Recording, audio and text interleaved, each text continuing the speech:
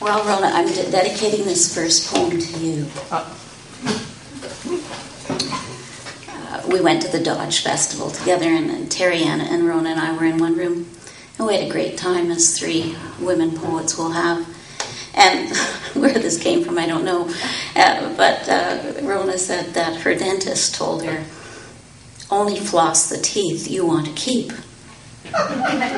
So this poem is called Cavities. Only floss the teeth you want to keep. Dr. Simi Silver, Ottawa. And this poem is about my parrot, who was just a little girl, for those of you who don't know, just a little green parrot. When she becomes weary of her bathroom playground, her basket of toys, when she no longer wants to be alone, Desiree begins to screech. If the screeches don't bring us running, if we are immersed in poetry or football, the recipe for coq au vin, we hear it, the buzzing. What is that bizarre sound? The first time we heard it, we panicked, rushed into the bathroom, looking for its source. We checked the plumbing, took the cover off the overhead fan, looked under the sink, went down to the basement under the bathroom, found nothing. Concentrating again on the bathroom, we traced the racket to her basket of toys.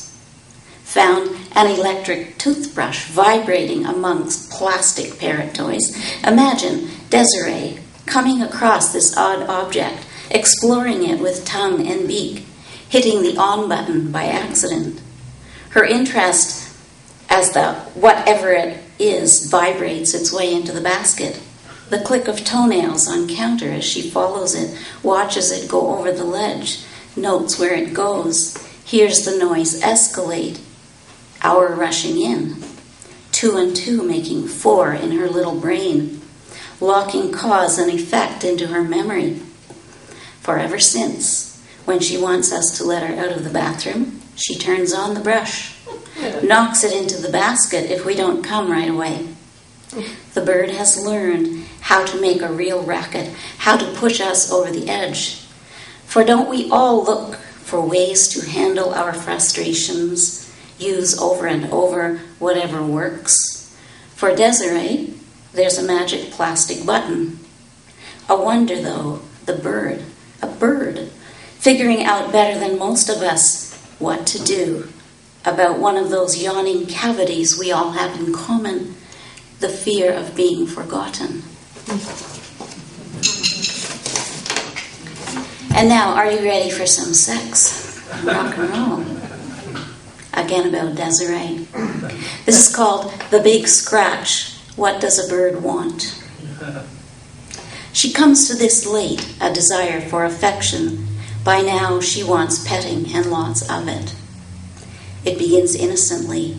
She is on my lap or the padded arm of my chair, leans into the nail of my extended forefinger, rolls her head around so I can reach green guard feathers over her ears, tiny bristles over her beak, the softest of royal blue cheeks. My fingers move around to ruffle neck feathers, reach deep, rub her fragile skull with 3 massaging fingers. A few minutes of this, and she is content, leaves to investigate the carnations. But days when she sinks into it once more, lowers her head, rests beak and chin on my thigh or the arm of the chair, you wonder about sex in birds. With the male, you notice a hint of aggression, agitation, itchiness. He lets you know. But a woman bird, does she want it too? My fingers wander through down, sense a moist warmth. Her body positions itself, chest, chin, beak, low to the ground. The beak slightly open. Her legs splay like a helicopter's as she braces herself, rump raised. I feel her body heat rising. Watch her eyes glaze over, as if hypnotized. I can pick her up, limp, insensate bird, move her around without any resistance. When I move my hand away, she remains catatonic. But in 4 or 5 seconds, she lifts her head, looks around as if to ask, what? What? Where am I? Or maybe, is that all there is? Small feathered virgin, you have no idea what your body wants. But then, who of us did? Thank you.